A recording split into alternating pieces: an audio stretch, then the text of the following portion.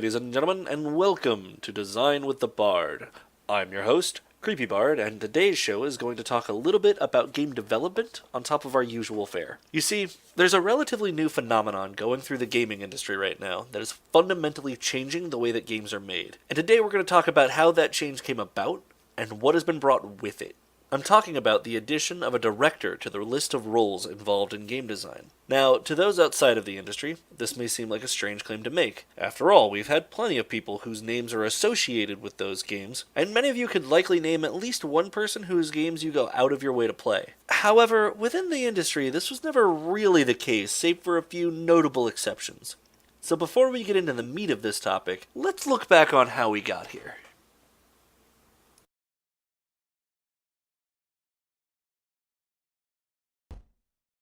While certain games have had a director credited, it was never really a common role when it came to game design.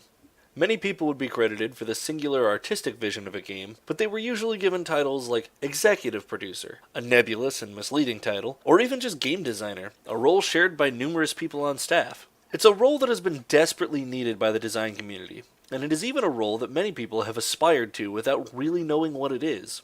Anyone who wanted to go into game design to bring their specific vision to fruition has been after this job, even if they didn't know what to call it.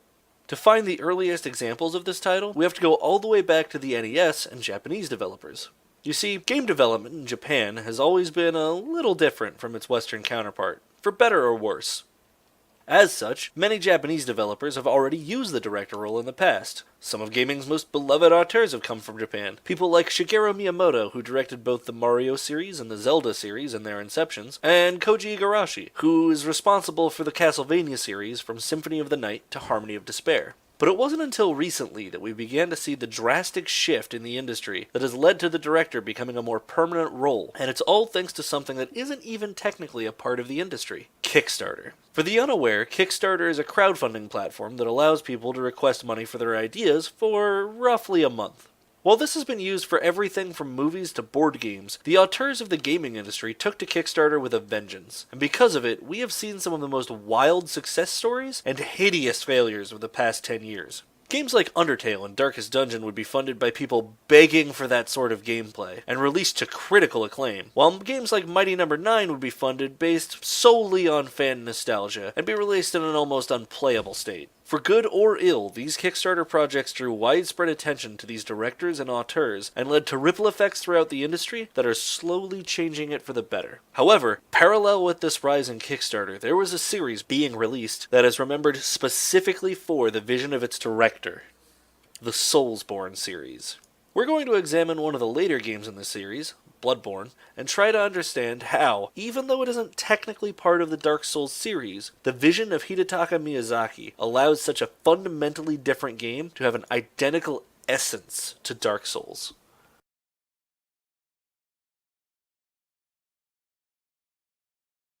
Bloodborne, for the uninitiated, is an action role-playing game released in 2009, set in a gothic cosmic horror setting, with the player only knowing one thing: for whatever reason, they have asked for a transfusion of the old blood, and because of that, they have to become a hunter. They take some weapons, and then it's off to the city to kill monsters, rinse, repeat, ... profit? All of the lore and information for the world is given in the item descriptions. It's a game of mystery, intrigue, and horror that keeps the player checking around every corner before walking through it, but allowing the player to quickly return after death to try again. This is the first major similarity between Bloodborne and the Dark Souls games, and it is one of the two signatures of Miyazaki's design philosophy that permeates both games. These games are designed with challenge in mind, creating situations that the player could feasibly avoid the first time, assuming they're in the appropriate mindset, but allowing the player to quickly return to the action to try again and learn from their mistakes. Quickly allowing players to return to their most challenging point is a concept known as short iteration cycles, and while short iteration cycles are in many games, the second half of Miyazaki's signature is what makes the Soulsborne games stand apart. As an RPG, the Soulsborne games use experience, either called souls or blood echoes, and on death you drop all of them, forcing you to return to that point to retrieve them. If you die a second time without retrieving these souls, or blood echoes, they are gone forever. Dropping blood echoes and souls on death makes the short iteration cycles have more meaning as a mechanic, because while you can quickly return to where you die, you still have to take a moment to understand why and how you died so that you don't lose any of that experience. These two mechanics combined are ubiquitous across all 5 games for which Miyazaki is known, but they aren't the only things that make the Soulsborne series stand out. After all, if those mechanics were in any other game, that wouldn't make those games a Soulsborne game. With those mechanics comes a meticulous approach to level design, planning everything based on the path that a player would take to get through the area and then adjusting accordingly.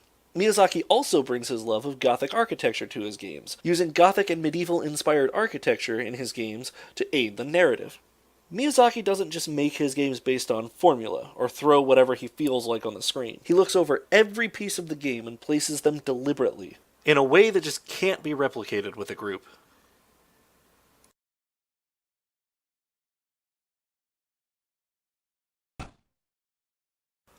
There are plenty of games that try to emulate the Soulsborne formula, but without Miyazaki directing, these copies seem hollow and uninteresting. Having a director allows the design community to make better games because that single vision can keep people on track in a way that a collective vision simply can't. But that isn't the only reason that having a single director is important.